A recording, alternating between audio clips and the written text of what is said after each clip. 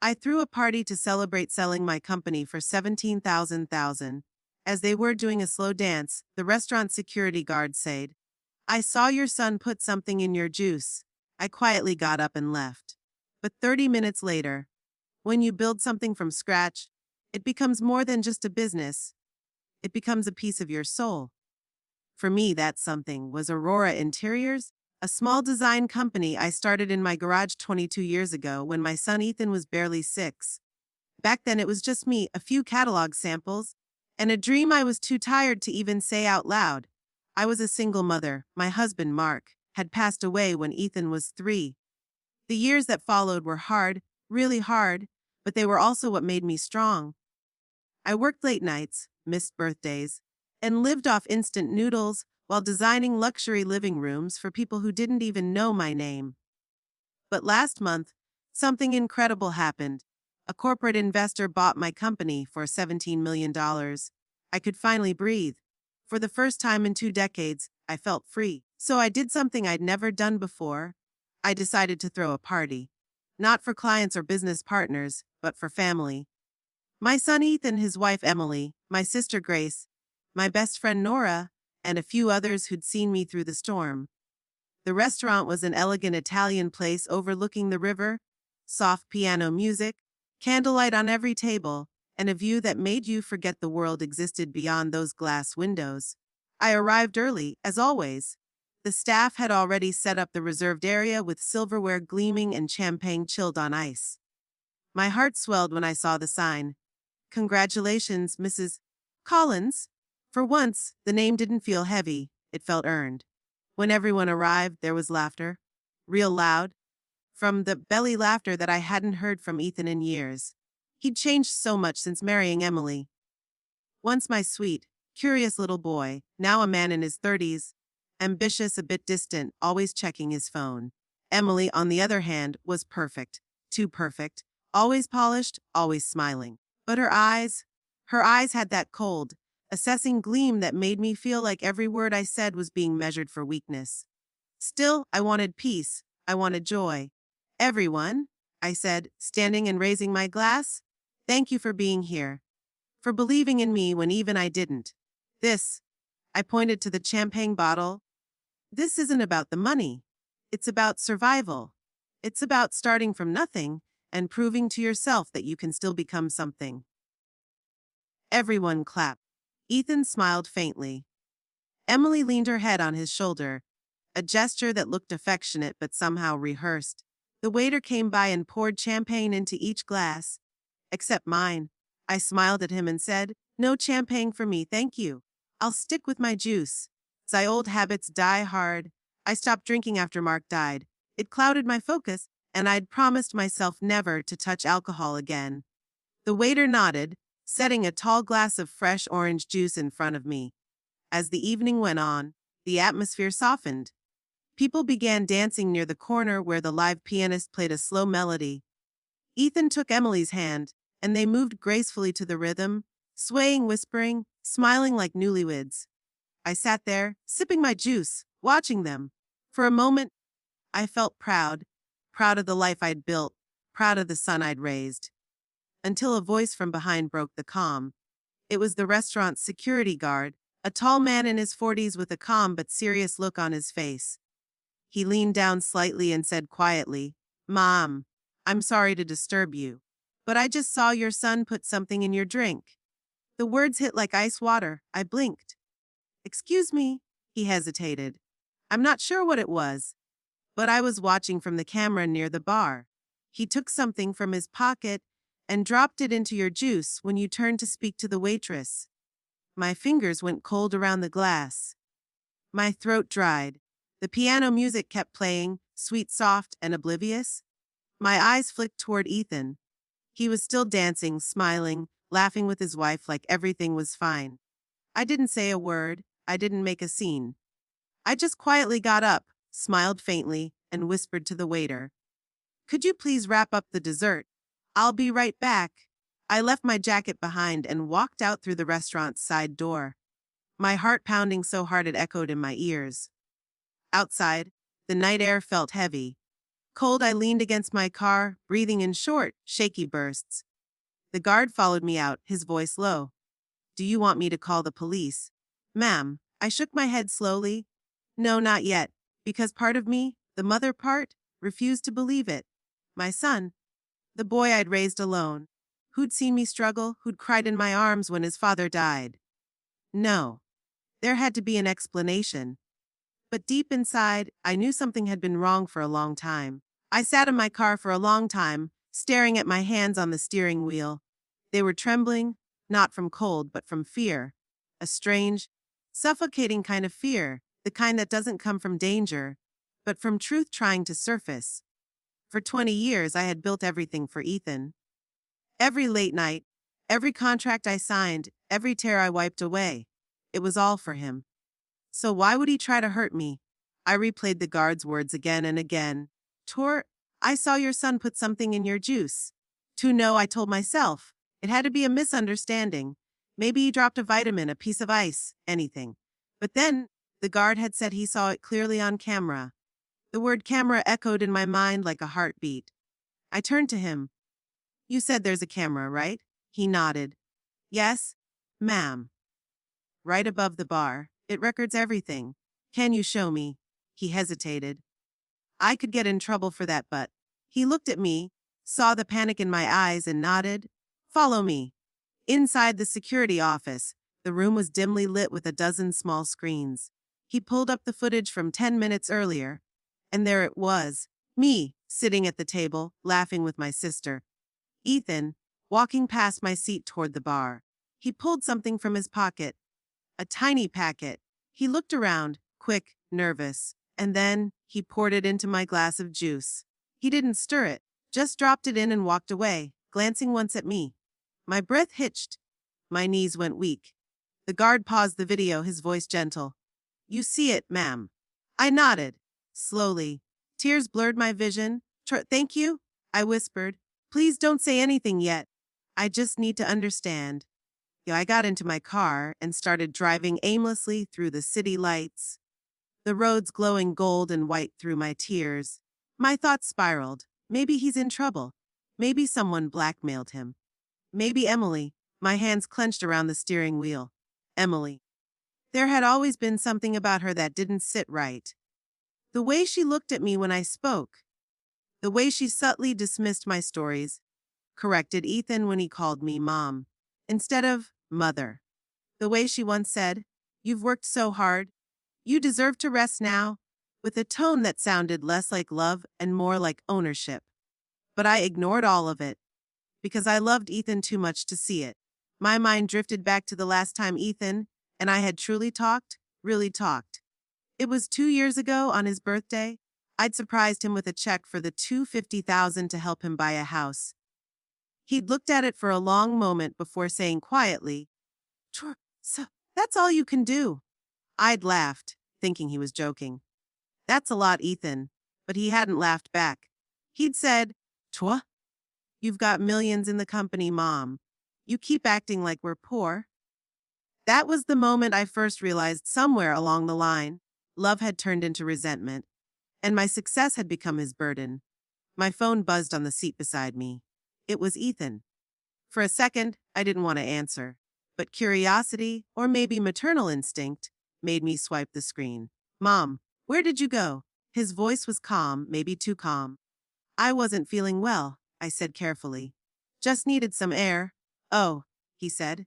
You should have told me. Emily and I were worried. Worried. The word sounded hollow.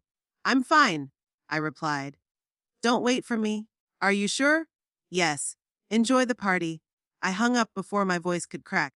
Then I stared at my phone, replaying his tone in my head. There was no guilt, no panic. Just control. As if he knew exactly what he'd done, and that I wasn't supposed to find out.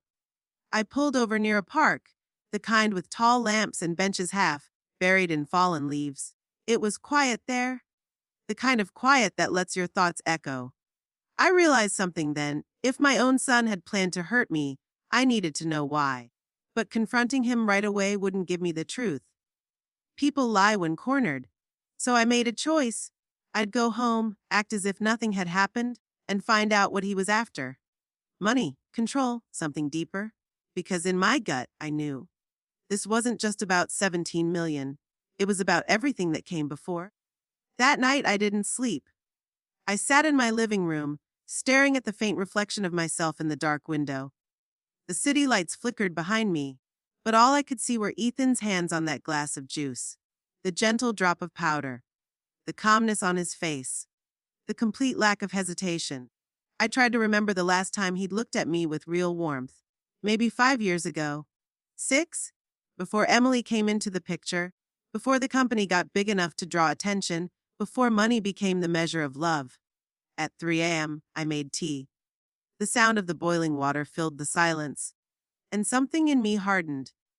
If I wanted to understand, I had to stop thinking like a mother and start thinking like the businesswoman I had trained myself to be. The next morning, I called my accountant, pretending it was a casual check-in. Hey, Carl, could you send me the updated asset summary for the company sale?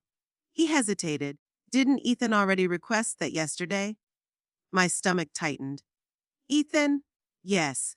Said he was helping you organize paperwork for your trust fund.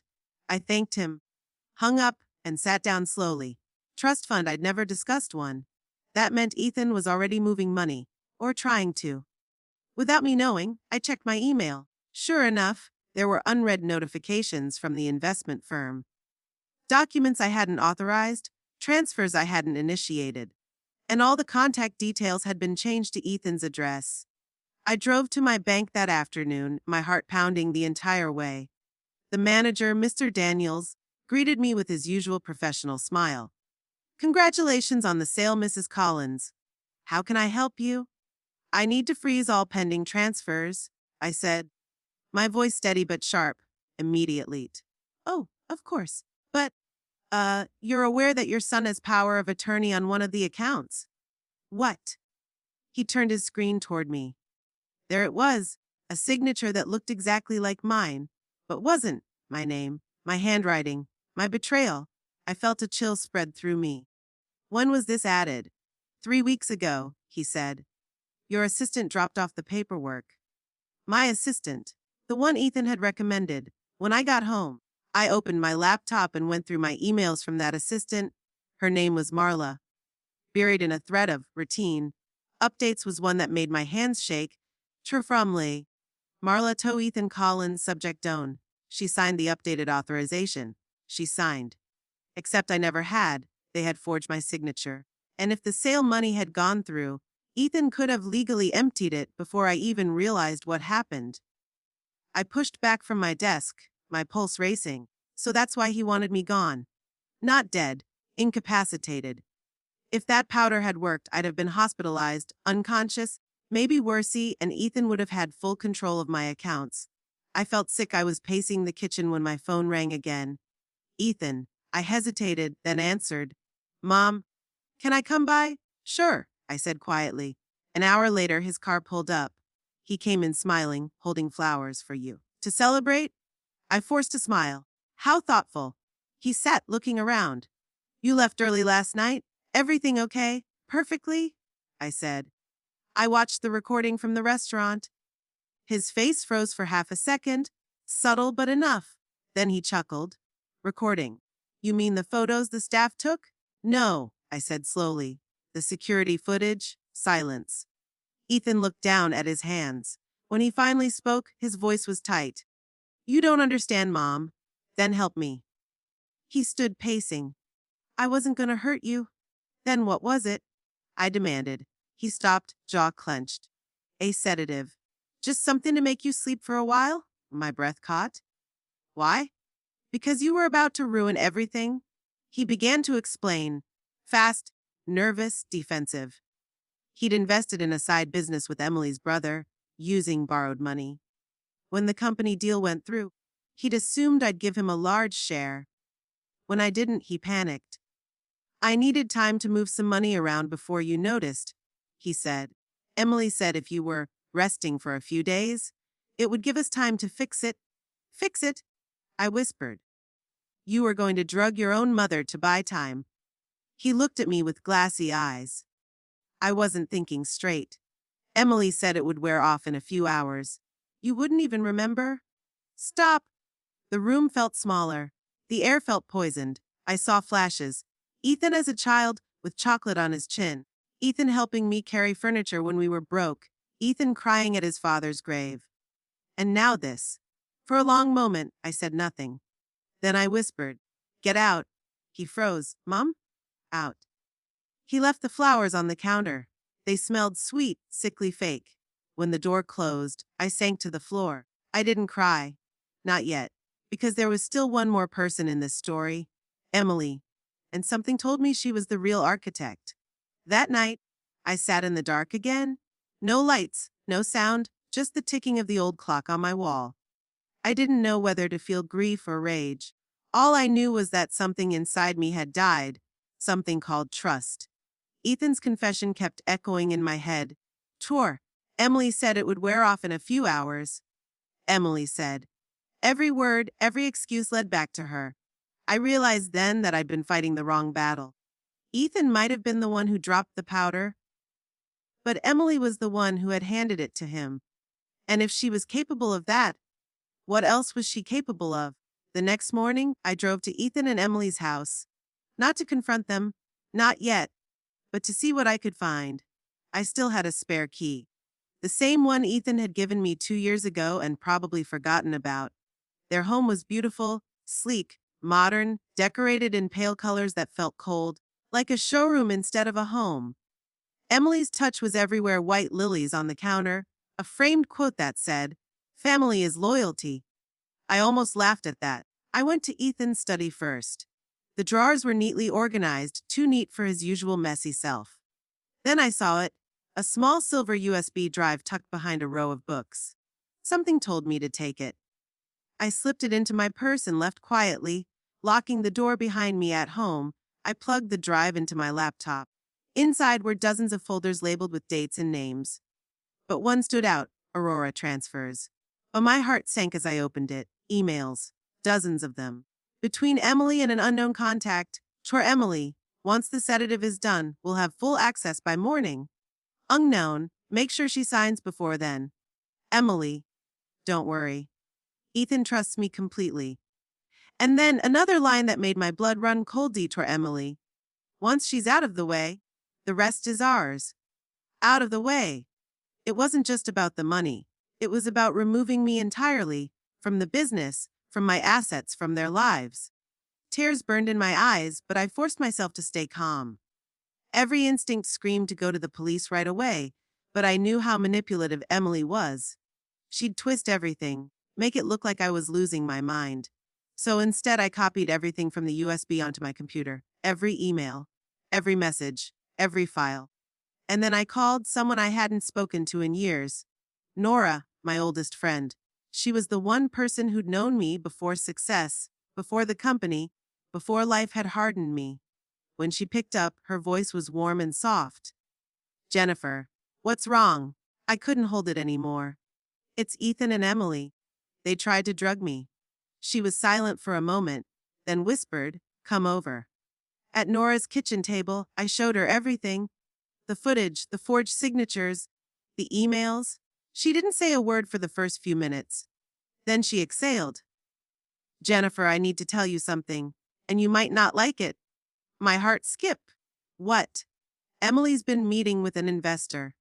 Someone from your old competitor, Harlan Design Group. My cousin works there.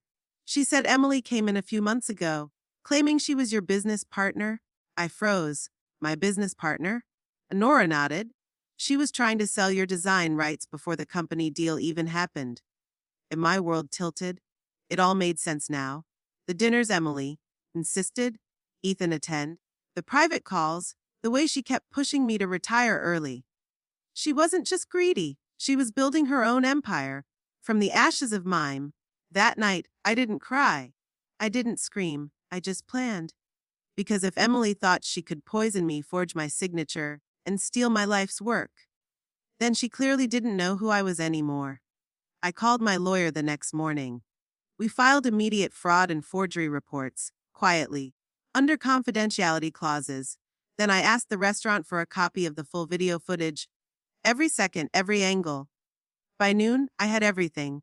All I had to do was wait. 2 days later, I texted Ethan. Sure, dinner at my place tonight. Just the two of you. We need to talk. He replied within minutes, Tor. Of course, Mom. We'll be there. I smiled faintly good. Because I had one final gift for them. Not a check, not a house, not a car. But the truth. And it was going to burn brighter than anything they'd ever stolen. The table was set for 3. Just like the old days, simple, warm, intimate. Candles flickered softly against the glass windows, and the air smelled faintly of rosemary and roasted chicken. When I heard their car pull up, my hands trembled just once, then went still. Because this time, I wasn't a mother welcoming her son. I was a woman reclaiming her dignity. Ethan and Emily walked in, smiling like nothing had happened. Emily wore a pale blue dress, her hair tied perfectly, her expression calm, too calm. Mom, you look beautiful, she said, kissing my cheek. This feels like a celebration all over again, I smiled faintly. It is. Her eyes flickered with confusion, but she kept smiling. We sat down, and I served the food. Ethan started talking about his new project, trying to sound confident. Emily occasionally added a comment, smooth, flattering, rehearsed. I nodded, pretending to listen. Pretending everything was fine, waiting. After dessert, I poured 3 glasses of juice. Orange, just like the night of the party. Ethan glanced at it, then at me. His smile faltered just a little. To new beginnings, I said softly, raising my glass. They both echoed me. To new beginnings, we drank, and then silence. I leaned back in my chair and spoke gently. You know, I watched the footage again. Ethan froze mid-breath. Emily's hand tightened on his. The one from the restaurant, I continued. The one where my son put something in my drink. Emily tried to laugh it off. Oh, that! The guard must have misunderstood. You know how cameras can. I interrupted quietly. He didn't misunderstand. I saw you hand it to him. Her face drained of color. For the first time since I'd met her, Emily had nothing to say. Ethan looked at her, confused. You. What is she talking about? Her voice was sharp. She's lying. I slid a small flash drive across the table. Then maybe you should explain these, I said. Ethan frowned, picking it up. What's this? Your wife's emails, I said calmly. To your competitor. To her contact at Harlan Design Group. The same one she was planning to sell my company's designs to once I was out of the way. The room went silent. Ethan's face twisted with disbelief. Emily. What is she talking about? Emily tried to steady her breath. Don't listen to her, Ethan. She's trying to turn you against me. But Ethan grabbed the flash drive, his voice rising. Did you write these? I was just protecting us, she snapped. Your mother was never going to share that money. She would have kept it all and left us with nothing. I spoke softly. I gave you a home. I paid your debts. I welcomed you as my own daughter. Emily's eyes flashed. And I gave you a son. You think you built all of this alone? Her voice cracked, not with guilt, but with rage. You controlled him. Every decision, every dream, it all had to be about you. Ethan deserved more. Ethan stepped back, shaking his head. Emily, you said you just wanted Mom to rest. Her eyes darted to him, wild now. I did, but you knew what was in that drink. You knew what it would do. He went pale. You told me it was harmless. And you believed me, she hissed. You're weaker than I thought. I stood then slowly, quietly. This is what greed does, I said, looking at both of them. It eats love first. Then it eats everything else. Ethan looked at me with tears in his eyes. Mom, I swear I didn't mean to hurt you. I panicked. I know, I whispered. But panic doesn't excuse betrayal. I walked to the counter and picked up an envelope. I already went to the police. The emails, the forged documents, the bank transfers, they have everything. Emily froze. You can't.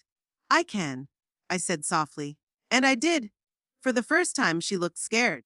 Not furious, not cold, just scared. Ethan sank into the chair, his hands covering his face.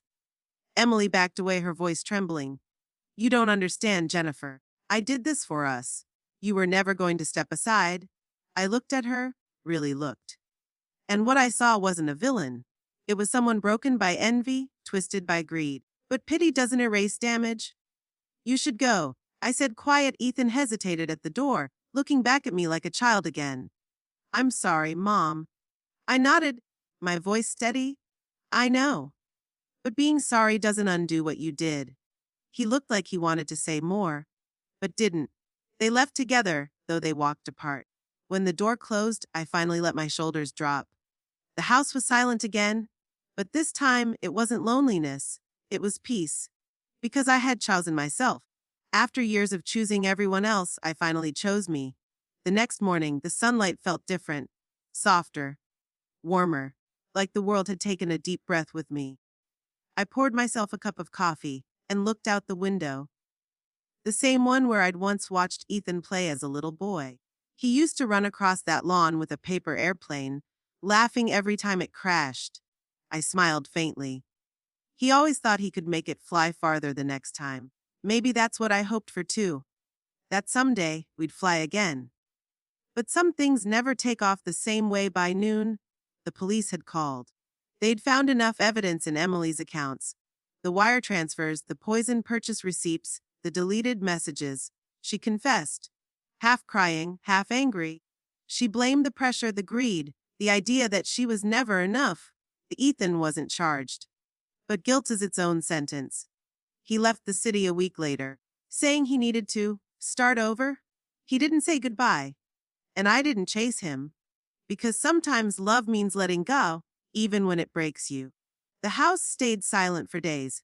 No messages, no visitors, just me and the sound of a life I'd built returning to calm. I spent my mornings in the garden again, pruning roses that had long been neglected. I'd forgotten how good the earth feels between your fingers, how grounding it is to grow something, even after everything's been burned down. One afternoon, I found an envelope in the mailbox. No return address. Just my name in handwriting I'd know anywhere. Ethan's. Inside was a single photo, him as a boy sitting on my lap, holding a toy plane. On the back, he'd written, "Tour, I'll fly straight next time, Mom, I promise." The tears came before I could stop them. Not from pain, but from release. Weeks later, I met with my lawyer to finalize the sale closure of my company.